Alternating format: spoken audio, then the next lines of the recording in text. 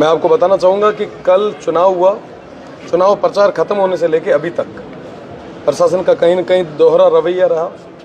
भेदभाव पूर्वक और पक्षपात के साथ में इन्होंने कार्रवाइयाँ की। कई सारी गाड़ियों को बिना किसी रीज़न के जब्त किया गया। पोलिंग वाले दिन एजेंट्स के साथ में कई जगह हाथापाई हुई, मारपीट हुई, कई जगह अप्रिय घटनाएं हुई। प्रशासन आँख मूंद के सो रहा था।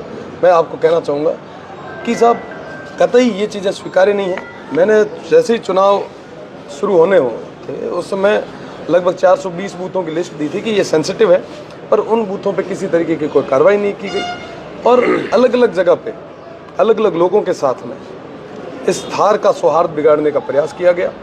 मैं उसके विरोध में आज तमाम उन लोगों के विरोध में कार्रवाई करवाने के लिए आया हूँ, क्योंकि अभी तक प्रशासन ने किसी तरीके की कोई कार्रवाई नहीं की है और मैं चाहता हूँ कि जो दोषी है वो गिरफ्तार हो और निर्दोषों को न्याय मिले। प्रशासन के साथ वार्ता हुई, क्या वार्ता हुई? मैं आपको बताना चाहूँगा कि साहब प्रशासन के साथ अभी वार्ताओं का दौर चल रहा है और जैसे ही कोई निष्कर्ष निकलता है जल्दी आप। अभी आपने एक आरोप लगाया कि कल मैंने कई बार फोन किए, कई बूथ पर हमारे साथ सही नहीं होता, बूथ कैप्चरिंग के भी आरोप लगाए, वहाँ पुलिस नहीं पहुँची, इसमें क्या? बिल्कुल, कल मैं कंट्रोल रूम में ही था। सुबह से लेकर शाम तक कई जगह ऐसी ऐसी घटनाएं हुई। मैंने इनको बूथ नंबर, लोकेशन के साथ साथ तमाम वो चीज़ें उपलब्ध करवाई, पर उसके बाद में भी कई जगह 3-3 घंटे तक कोई जाब्ता नहीं पहुंच पाया। कई सारी अप्रिय घटनाएं हुई। कल जो वोटर्स जो प्रवासी थे वो बाहर से आ रहे थे, उनकी गाड़ियों को रुकवाया गया, उनके साथ अभद्र व्यवहार किया गया और मुख्य रूप से जहाँ पे शांतिपूर्ण तरीके से सब चीज़ें होनी चाहिए थी वहाँ पे लॉ एंड ऑर्डर को पूरे तरीके से खराब किया गया।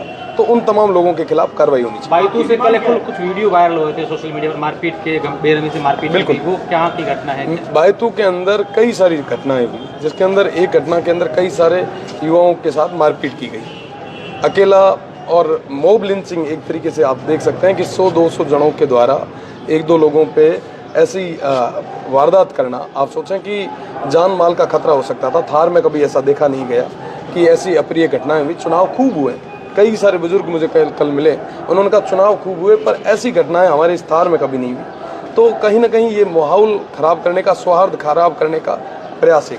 आपकी पुलिस अधीक्षक से वार्ता हुई, क्या आप संतुष्ट नहीं हुए उनकी कार्रवाई से, तभी आपको बाड़मेर से यहाँ पर आना पड़ा? मैं कहना चाहूँगा कि बालोतरा के अंदर बायतू विधानसभा आती है। बालोतरा जिले में मेरे 3 जिले हैं, बाड़मेर, जैसलमेर और बालोतरा। बायतू कॉन्स्टिट्यूंसी के अंदर सबसे ज़्यादा संवेदनशील बूथ है। प्रशासन ने क्या किया? प्रशासन ने ये किया साहब कि बायतू की जिन बूथों की मैंने लिस्टें दी थी उन्होंने फोर्स यहाँ पे नहीं लगा कि जैसलमेर और सिव में फोर्स लगाई और वहाँ पे पोलिंग कम करवाने का प्रयास किया। सबसे ज़्यादा ज़रूरत यहाँ पे थी और यहाँ पे फोर्स नहीं थी, तो ये तमाम चीज़ें हुई, ये तमाम घटनाएं घटी।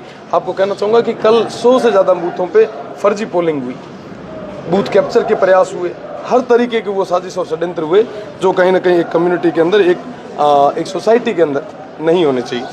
जी, अभी क्या स्टैंड है रविंद्र सिंह पार्टी, आगे क्या करते हैं? लोगों को गिरफ्तार कर दिया गया है, जिसके लिए आप डिमांड और प्रशासन से बातचीत कर रहे हैं? बिल्कुल, अभी 100 से ज़्यादा लोगों को डिटेन किया गया है, लगभग 400 से ज़्यादा गाड़ियों को सीज करके रखा गया है।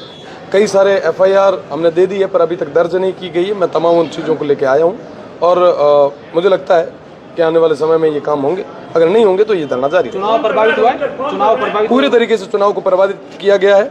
आपको बताना चाहूँगा कि हर संभव इन्होंने प्रयास किया कि कैसे भी करके ये चुनाव जो है अलग डायरेक्शन में चला जाए।